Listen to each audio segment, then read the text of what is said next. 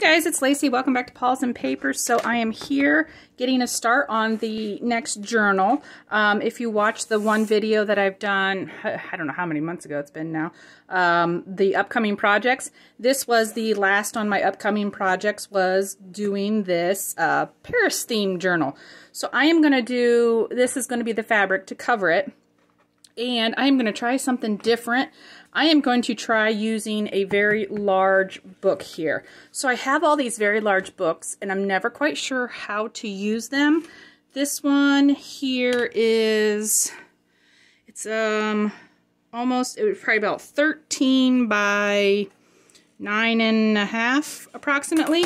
So this is going to be a big journal, but I've always wanted to do a big journal. So I was looking through my stash and I found this 12 by 12 paper pad, which I thought all the colors went really pretty with this fabric, and it's very thin paper. This is like that, the single-sided, really like copy weight type scrapbook paper.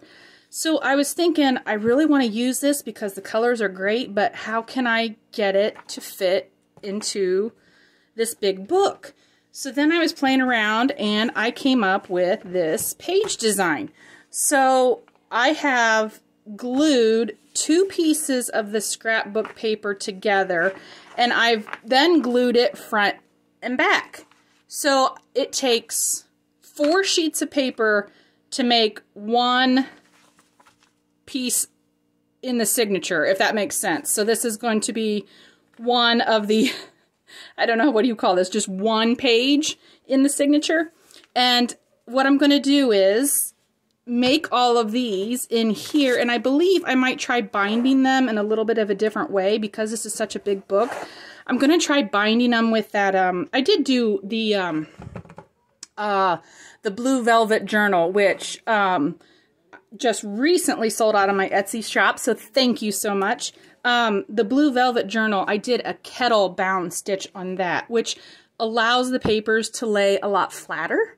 So I believe that's how I'm going to stitch these in, and to do that you have to bind them each individually. So I'm not sure how many pages are going to be in here.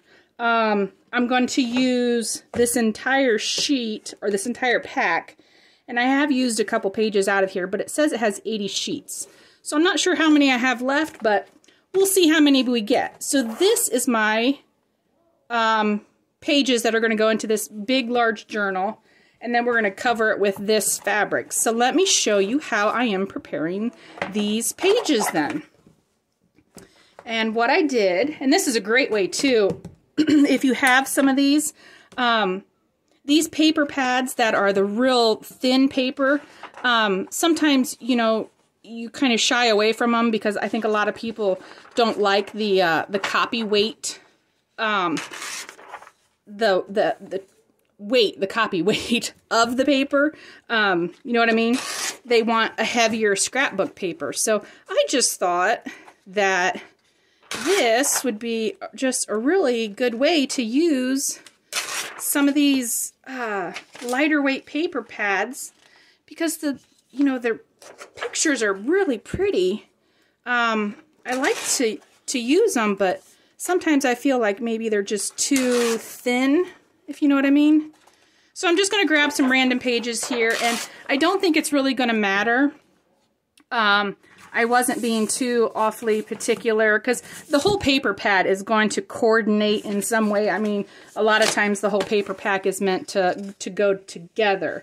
So what I'm going to do is grab 2 sheets that are going to go together on the front. So maybe I kind of like the blue and the yellow here. Let's take these 2. So I have 2 12 by 12 sheets, and to fit in my book here, I just had to do some measuring. So what I determined is if I put my 2 12 by 12 sheets side by side, I'm going to glue down a 1-inch section here, and I am going to attach these together in that 1-inch spine area, if you want to call it a spine. And this is the tricky part. You got to really try to keep them lined up together. I'm trying to use my mat and everything to keep everything in line and straight. So now I have 2 sheets attached together in a 1-inch spine. So now I have 23 inches because each is a 12 by 12. Okay, still with you? Okay, so 1-inch seam glue together, turn around and make sure if it's directional, like, because these are directional, the flowers are upright, make sure you have it going in the same direction. And I gotta really keep watch on my mat here so that I don't get, because the problem is that I don't want it to get slanted and skewed here. Okay, so now I'm going to take 2 more pieces of my 12 by 12 and let's see, maybe, let's see, no, I don't want too many browns. I really like the blue. The 2 blues together maybe, kind of like that. These kind of look good together. Okay, we'll save those over there. So we'll glue these down here. So the same thing, we are going to now, again, and I'm not going to go crazy with the glue because I am sewing all around these. So I'm just doing a light bit of glue just to get them stuck together because I'm not too worried about it, you know, going anywhere because I am going to sew. Again, I'm just looking for direction to see if one side looks like it's upright. And be very careful to line it up straight. Everything's in line. A bone folder is very handy here. I backed you way away. I know you're pretty far away, so hopefully you can all see. Okay. And then again, we're going to overlap, but you know you have your dimensions now, but it's going to overlap by 1 inch here. Okay. So let's get this part glued. And I want to make sure my overlap that I go down that 1-inch part here because I didn't sew down the middle of the other ones. So I'm not sure that I'm going to sew down the middle. I might do some sort of like maybe a fabric reinforcement down the middle if I think I need it. We'll have to see. So, I mean, this is a little bit fiddly. You got to be, you know, it's going to take some time. It's not going to be a fast, quick and easy, you know, deal here. You want everything to line up nicely. But I do believe it's going to be really cool in the end. So let's get that down. And I'm just using glue stick because then I can kind of, you know, it's a little bit more forgiving if I want to, you know, if I need to pull it back up. Okay. So there we go. Now we have both pieces put together. So now what I did is, before I started folding or measuring anything like this, I'm going to take it to the sewing machine and I'm going to do some fun stitching. I alternated between, you know, like the zigzag and the straight, just in a different pattern. I'm going to try doing that same pattern because when I do a fold or something in here, I want to make sure that my patterns look cohesive throughout the whole journal. So I'm going to sew and I will be right back. Okay, so I'm back and we have sewn all around and I've just done the alternating between zigzag and straight and just went all the way around the entire thing. I did not go down the center yet. Like I said, I may or may not put like some fabric reinforcement in there, or maybe we just will decorate over it. Okay, so now I have my entire sheet here laid out, and like I said, this together is now 23 inches wide. And my book here, I can fit in here, this is, I think I said, what, 13 inches? No, this is 9. little over 9. So my width here is a little over 9. So I am going to, if I have a 23-inch spread here, I'm going to make a pocket, and I don't know if I'm going to either make a pocket or a flip out. So right now I'm only folding them.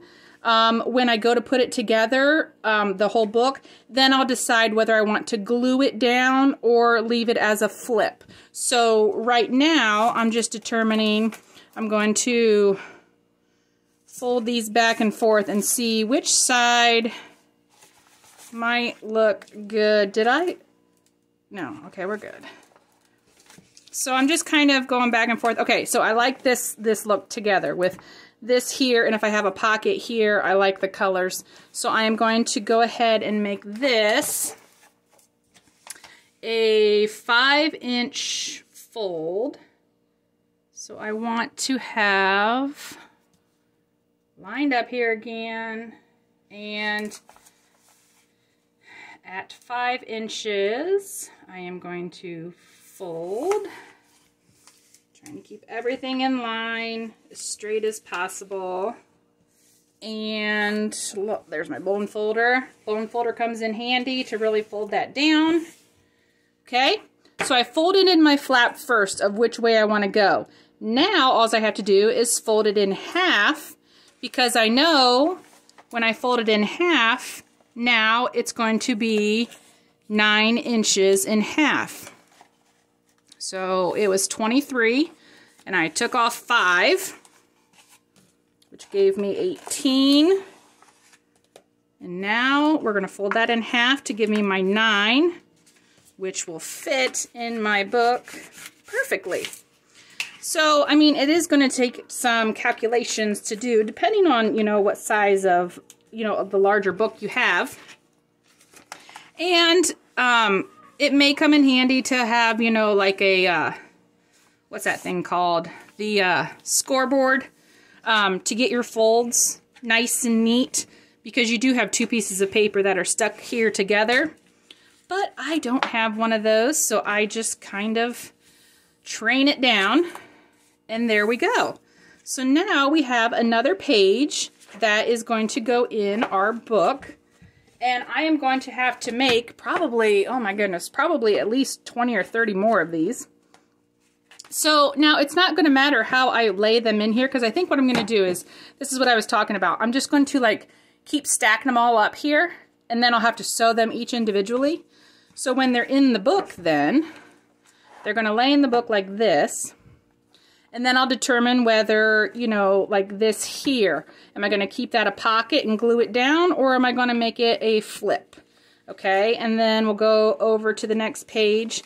And I think it's kind of cool then, because look, I mean, you get like this,